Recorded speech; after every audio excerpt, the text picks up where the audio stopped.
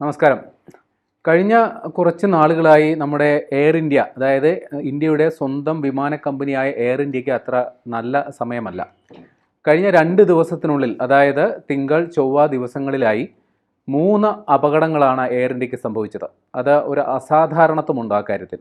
ആദ്യമുണ്ടായത് തിങ്കളാഴ്ച രാവിലെ കൊച്ചിയിൽ നിന്നും മുംബൈയിലേക്ക് പുറപ്പെട്ട ഒരു വിമാനം റൺവേയിൽ നിന്നും തെന്നിമാറി. ആ വിമാനത്തിൽ 136 യാത്രക്കാരുണ്ടായിരുന്നു. വലിയ ഒരു അപകടം തലനാരിഴയ്ക്ക് ഒഴിവായി എന്ന് വേണം പറയാൻ. കാരണം ആ വിമാനത്തിൻ്റെ എൻജിൻ റൺവേയിൽ ഇടിച്ച് എൻജിന് കാര്യമായ തകരാർ സംഭവിച്ചു. ആ വിമാനം ആകെ ആടി ഉലഞ്ഞ അവസ്ഥയിലായിരുന്നു. ഏതായാലും ആ വിമാനത്തിലെ യാത്രക്കാരും ജീവനക്കാരും എല്ലാം സുരക്ഷിതമായി അവിടെ എത്തി.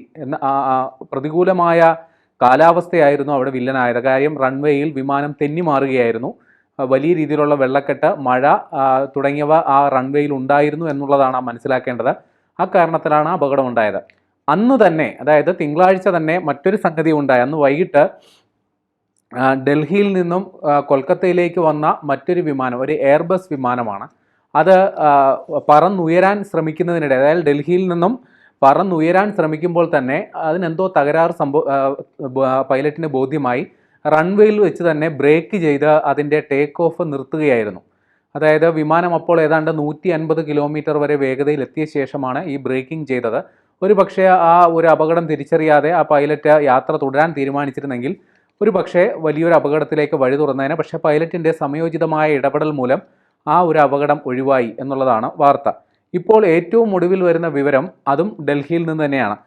ഹോങ്കോങ് ഡൽഹി വിമാനം, അത് ഹോങ്കോങ്ങിൽ നിന്ന് പുറപ്പെട്ട് ഡൽഹിയിൽ വന്നിറങ്ങിയ ശേഷം വിമാനത്തിനുള്ളിൽ തീ കണ്ടെത്തി എന്നുള്ള വിവരമാണ് ഇപ്പോൾ വരുന്നത്. അതായത് വിമാനം വന്നിറങ്ങിയപ്പോൾ തന്നെ അതിൻ്റെ ഓക്സിലറി പവർ യൂണിറ്റ് APU എന്ന് പറയുന്ന സംഗതി പെട്ടെന്ന് തന്നെ പ്രവർത്തനം നിലച്ചു. കാരണം വിമാനത്തിൽ തീ ഉണ്ടായതിനെ തുടർന്നാണ് അതിൻ്റെ പ്രവർത്തനം നിലച്ചത്. അടിയന്തര സാഹചര്യം ഉണ്ടാകുമ്പോൾ അങ്ങനെയാണ് ഉണ്ടാകാറ്. ജീവനക്കാരും വിമാനത്താവള അധികൃതരും ചേർന്ന് ഉടൻ തന്നെ യാത്രക്കാരെ സുരക്ഷിതമായി പുറത്തേക്ക് ഇറക്കി. തീപിടുത്തം ഉണ്ടായി എന്നുള്ളത് സ്ഥിരീകരിച്ചു. അടിയന്തരമായി അതിൻ്റെ പരിഹാര നടപടികൾ ഉടൻ സ്വീകരിക്കുകയും ചെയ്തു. DGCA, അതായത് വ്യോമയാന മന്ത്രാലയം സംഭവത്തിൽ അന്വേഷണവും പ്രഖ്യാപിച്ചിട്ടുണ്ട്. നമുക്കറിയാവുന്നതുപോലെ വ്യോമയാന മന്ത്രി കഴിഞ്ഞ ദിവസമാണ് പാർലമെൻറ്റിൽ ഒരു പ്രസ്താവന നടത്തിയത്. കഴിഞ്ഞ 9 മാസത്തിനിടെ മാത്രം, കഴിഞ്ഞ 6 മാസത്തിനിടെ മാത്രം 9 ഷോക്കോസ് നോട്ടീസുകളാണ് എയർ ഇന്ത്യക്ക് കിട്ടിയത്.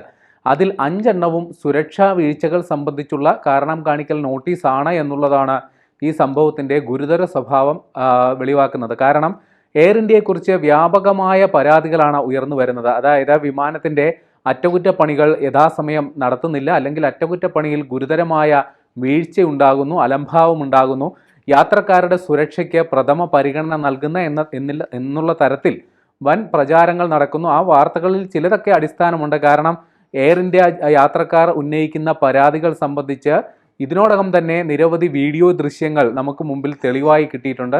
യാത്രക്കാർ നൽകുന്ന ഇത്തരം പരാതികളിൽ എയർ ഇന്ത്യ ഏതെങ്കിലും തരത്തിൽ സമയോചിതമായി ഇടപെട്ട ചരിത്രവുമില്ല എന്നുള്ളതാണ് വാസ്തവം.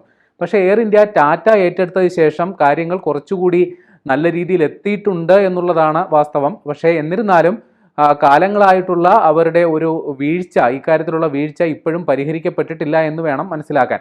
അപ്പോൾ ഇത്തരത്തിൽ ഗുരുതര സാഹചര്യം നേരിടുന്നു. ഇതിൻ്റെയൊക്കെ തുടക്കം നമുക്കറിയാവുന്നതുപോലെ അഹമ്മദാബാദ് വിമാന അപകടത്തിൽ അതിനെ തുടർന്നുള്ള സംഭവ വികാസങ്ങളാണ് എയർ ഇന്ത്യ ഒരു വാർത്താ കേന്ദ്രമാകാനുള്ള പ്രധാന കാരണം. അന്തർദേശീയ തലത്തിൽ എയർ ഇന്ത്യയെ സംബന്ധിച്ചുള്ള വാർത്തകൾക്കും വൻ പ്രചാരം കിട്ടാൻ കാരണം അഹമ്മദാബാദ് വിമാന അപകടമാണ്. ഇപ്പോൾ എയർ ഇന്ത്യ തന്നെ ഔദ്യോഗികമായ ഒരു വാർത്താക്കുറിപ്പ് ഇറക്കുന്നതിലേക്ക് കാര്യങ്ങൾ എത്തിയിട്ടുണ്ട്. അതായത് അഹമ്മദാബാദ് വിമാന അപകടത്തിൻ്റെ പശ്ചാത്തലത്തിൽ വ്യോമയാന മന്ത്രാലയം ബോയിങ് വിമാനങ്ങളിൽ അടിയന്തര സുരക്ഷാ പരിശോധനകൾ നടത്താൻ വിമാന കമ്പനികൾക്ക് നിർദ്ദേശം നൽകിയിരുന്നു. ഇത് സംബന്ധിച്ച് എയർ ഇന്ത്യ ഇപ്പോൾ ഔദ്യോഗികമായി അവരുടെ വാർത്താക്കുറിപ്പ് പുറത്തിറക്കിയിരിക്കുകയാണ്. കഴിഞ്ഞ 21-നുള്ളിൽ, അതായത് ഇന്ന് 23, 2 ദിവസം മുമ്പായിരുന്നു അതിൻ്റെ സമയപരിധി അവസാനിച്ചിരുന്നത്. അപ്പോൾ ഇത് സംബന്ധിച്ച് ഇപ്പോൾ എയർ ഇന്ത്യ ഔദ്യോഗിക വാർത്താക്കുറിപ്പ് ഇറക്കിയിട്ടുണ്ട്.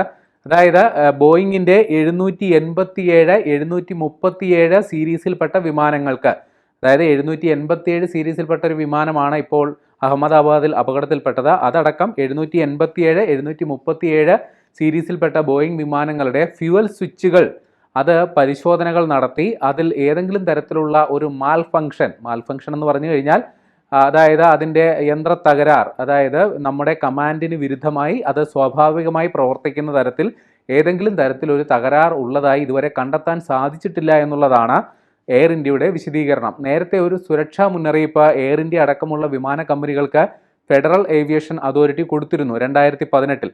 അതായത് ഈ വിമാന കോക്പിറ്റിലുള്ള ഈ ഫ്യുവൽ സ്വിച്ച് അത് അതിൻ്റെ ലോക്കിംഗ് സംവിധാനം യഥാവിധി പ്രവർത്തിക്കണം എന്ന് നിർബന്ധമില്ല.